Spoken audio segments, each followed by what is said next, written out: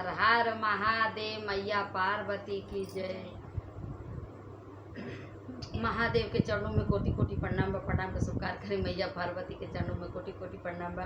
प्रणाम के शुभकार करें सभी गुरु भाई बहनों के चरणों में कोटि कोटि प्रणाम बा। प्रणाम के शुभकार करें सभी देवी देवताओं के चरणों में कोटि कोटि प्रणाम बा। प्रणाम के शुभकार करें धरती मैया के चरणों में कोटि कोटि प्रणाम बा। प्रणाम के शुभकार करें गंगा मैया के चरणों में कोटि कोटि प्रणाम बा। प्रणाम के शुभकार करें सभी देवी देवताओं के चरणों में कोटि कोटि प्रणाम बा। प्रणाम के शुभकार करें हर हर महादेव, मैया पार्वती की जय।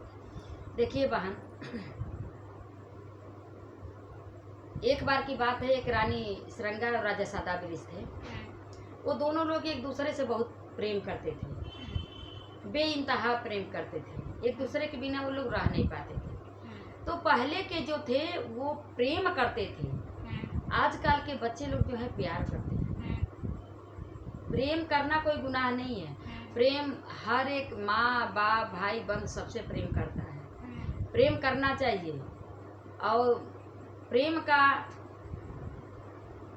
करना एक पवित्र बंधन है। एक रानी श्रृंगार राजा सादाबिरिस थे, एक दूसरे से बहुत बड़ा प्रेम करते थे। और प्रेम करते करते रानी राजा सादाबिरिस की जो थी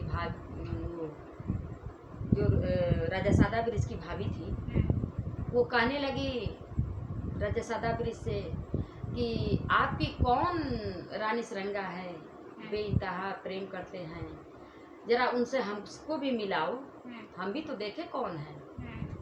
तो गए तो कहने लगे कि आपको हमारी भाभी ने बुलाया है और घर पर आ जाना। दूसरे दिन रानी श्रृंगार घर पे आई राजा सादाबिरिस के। बतियाते बोलते बतियाते बिलते पते नहीं चला दिन कब बीत गया। अंधेरा होने लगा।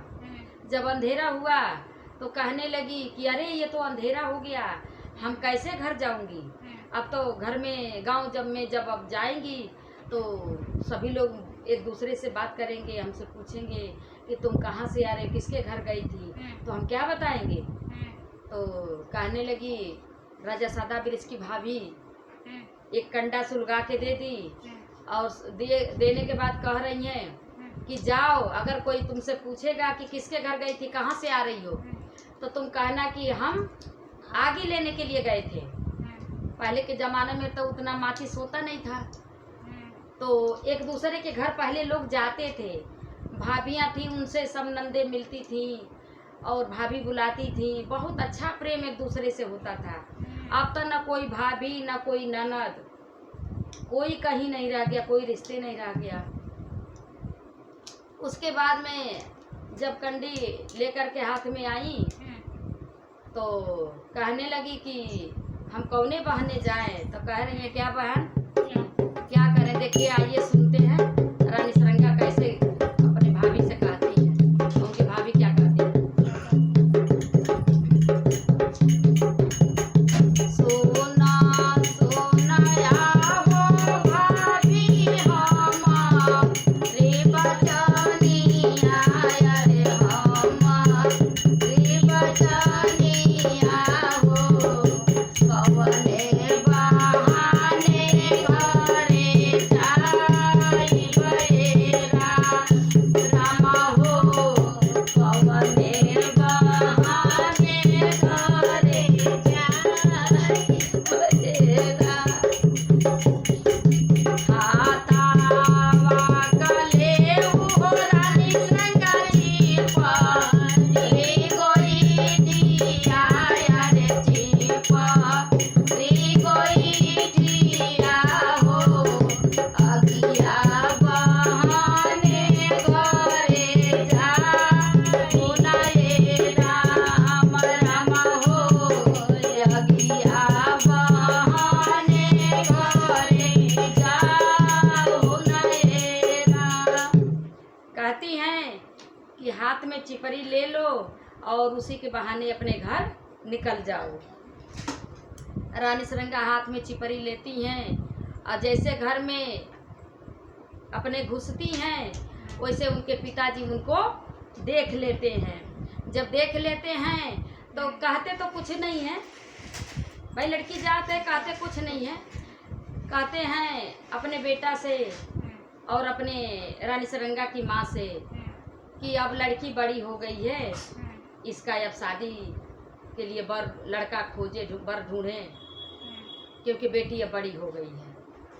अब तुरंत रानी सरंगा के लिए लड़का खोजने लगे, घर बर दोनों मिल गया।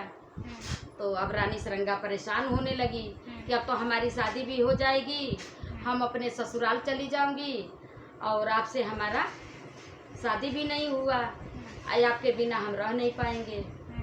तो राजा सादा वृक्ष कहते हैं कि भाई जब शादी होगी तो आपको तो जाना ही पड़ेगा। ठीक है, जाइए शादी कर लीजिए, अपना घर बसा लीजिए, हमारा भी रिश्ता आएगा तो हम भी अपना घर बसा लेंगे। उसके बाद जब बारात आती है रानी सरंगा का, तो अब भाई द्वार पूजा हुआ, शादी हुआ, पूरी शादी मतलब उनके निपट गई। तो अब जल्दी जल्दी ये हुआ कि अब रानी सरंगा का विदाई किया जाए। और राजा सादा वृक्ष एक बहुत बड़ा शिव जी का मंदिर था, उसी मंदिर के भीतर सोए हुए थे और कहे कि यहीं से रानी सरंगा का डोला जाएगा, आज जब आना तो पहले हमसे मिल लेना, उसके बाद तुम जाना। कहने लगी ठीक है। जब रानी सरंगा की विदाई हो गई तो जब उनका डोला वहाँ पहुँचा, कहाँ, शिव जी के मंदिर के पास, तो क्या कह रही हैं रानी सरंगा, बहन आइए सुनते हैं, देखिए रानी सरंगा क्या कहती हैं।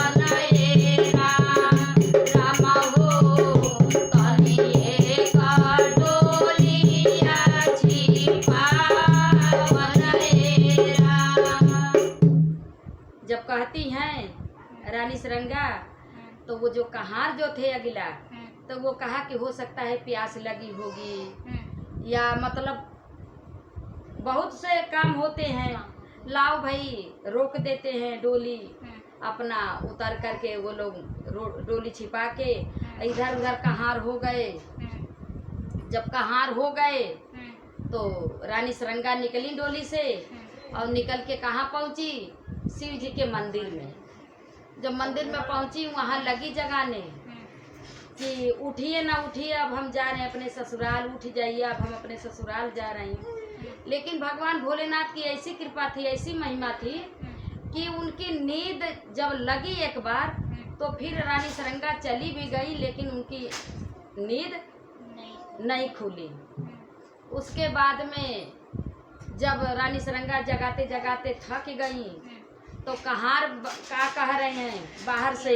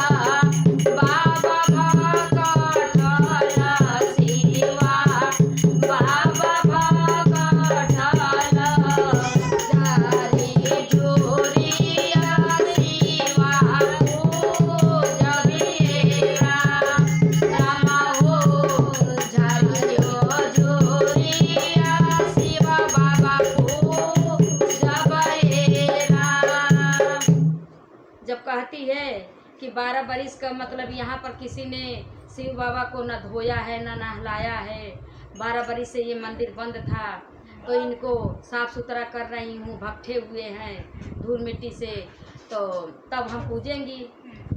उसके बाद जगाते जगाते हार गई।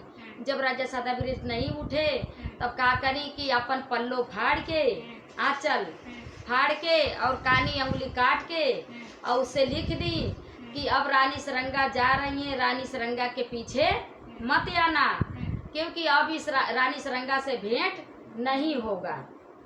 उसके बाद में जब आगे बढ़ी तो देखी एक बुढ़िया गन्ने के खेत में बैठी हुई थी, अगोर रही थी गन्ने को।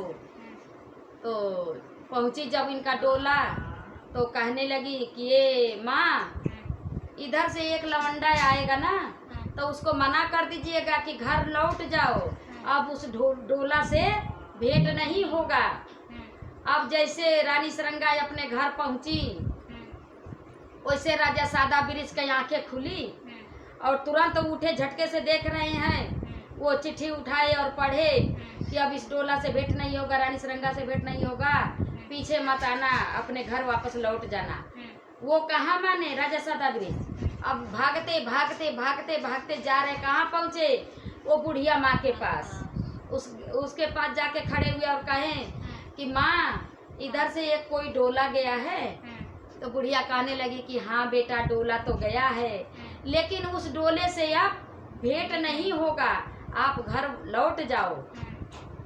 तो कहने लगा, माँ हम कैसे घर लौट जाऊं?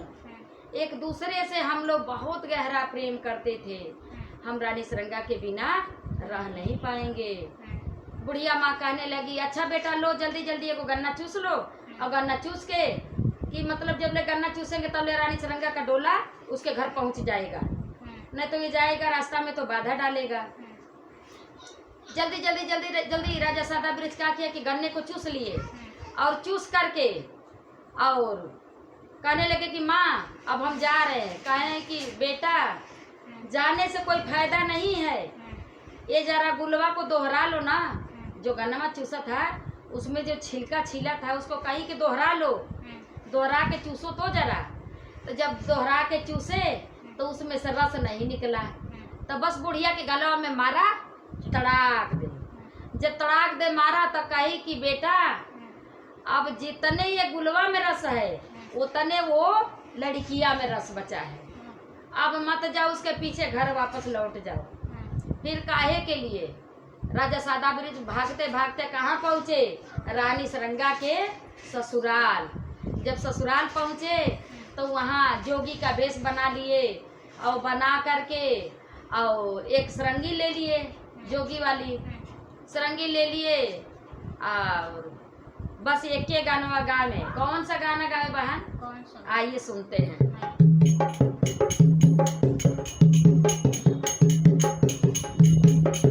रानी सरंगा के बहाने हमने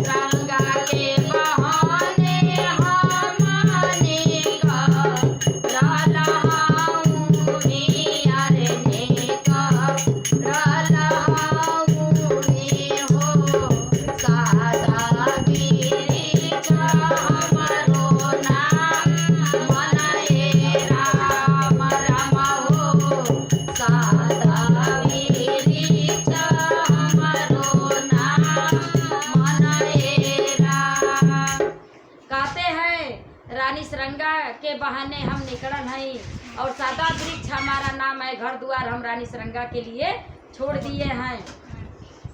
अब यही दिन भर गाना गाते थे घूम घूम और शाम होता था तो एक शिव जी का मंदिर था, उसी मंदिर में रात भर रहता था।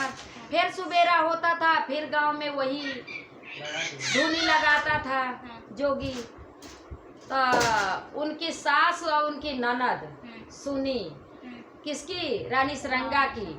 तो कहने लगी कि ये बहू देखो ना, एक जोगी आइल बा और गावता कि भजन ऐसन गावता भजन कि बिल्कुल मतलब रोम रोम में वो बस जा रहा है भजन, और आँखी से आंसू छलकने लग रहा है, और बड़ा दर्दनाक वो भजन गा रहा है। तो कहे कि माँ जी कैसन भजन गा रहे? तो नंद कह रहे हैं भाभी अब कल उसको जोगी को अपने मोहल्ले में बुला के लाएंगे तो आपको सुनाएंगे वो भजन। कही ठीक है। अब उनके ननद गई तो कहने लगी कि ये जोगी बाबा चलिए आज हमारे मोहल्ले के तरफ। तो कहे ठीक है। तो जब आए उनके दुआरी पर तो कहले जोगी बाबा वो वाला भजनिया गाओ ना जो घूम घूम के गंगा में गाते हो। तो वो दूसर भजन गाते थे, वो भजन नहीं गाते थे। कह रहे अरे नहीं वो वाली भजनिया गाओ ना। तो कह रहे अच्छा ठीक है। तो कहाँ कह रहा है गणेश रंगा के बहाने हमारे का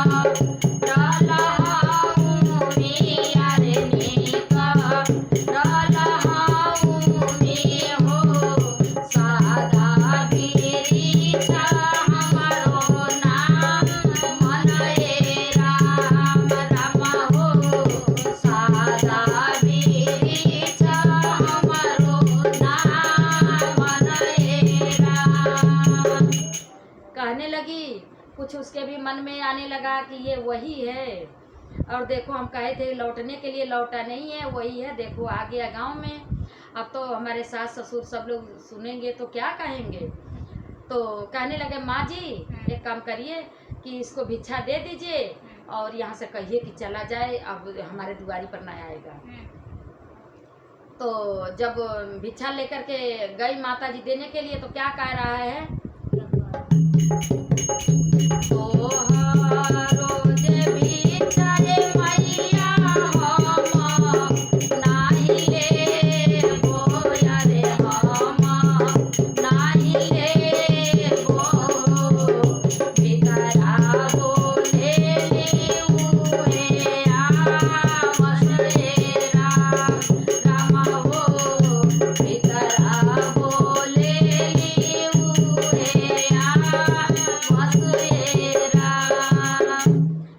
कि माँ हम आपका भिक्षा नहीं लेंगे आपके हाथ से, जो भीतर बोल रही हैं उन्हीं के हाथ से भिक्षा लेंगे और उन्हीं को भेजिए।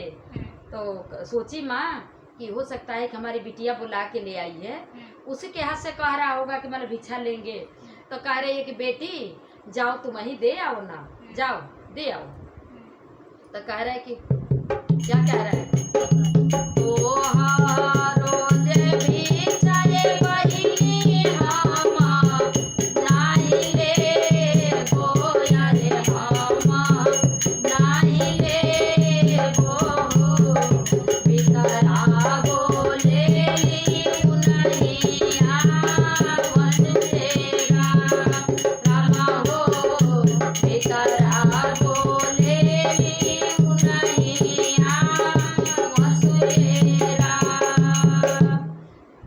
ननद कहती है कि भाभी हम किसी के हाथ से नहीं लेगा, वो जोगी जो है आप ही के हाथ से भिक्षा लेगा और जाइए आप ही दे आइए। सास कहती है बेटा नहीं लेके जाएंगे ना तो वो शराब वराब देगा, कोई मतलब उल्टा सीधा बात कह देगा तो हम लोगों को लगेगा घर परिवार को जोगी फकीर है ये है। तो बेटा ले जाओ दे आओ, एक पैर भीतर करना एक पैर बाहर करना। और ये जो हमारा चौकट है ना, ये चौकट हमारा लक्ष्मण रेखा है, क्योंकि ये चौकट हमारा जन्म जन्मांतर से हमारा जो लक्ष्मण भैया थे, सीता माँ के जब रावण हर के ले गया था तो सीता माँ के लिए उन्होंने लक्ष्मण रेखा खींचा था। सीता माँ से बोला था कि माँ इस रेखा के बाहर मत निकलना, इसके भीतर रहेंगी तो आपका एक बाल नहीं बंका होगा, इसके बाहर निकलेंगी तो बाहर निकली और दुर्घटना घटी। आप इसके बाहर मत निकलेगा, इसलिए ये चौकट बनाया जाता है कि चौकट हमारा सुरक्षा कवच है, ये लक्ष्मण रेखा है। तो कहने लगी कि एक भीतर करना एक बाहर करना और जाओ भिक्षा दे आओ जोगी को। तो कह रहा है क्या कह रहा है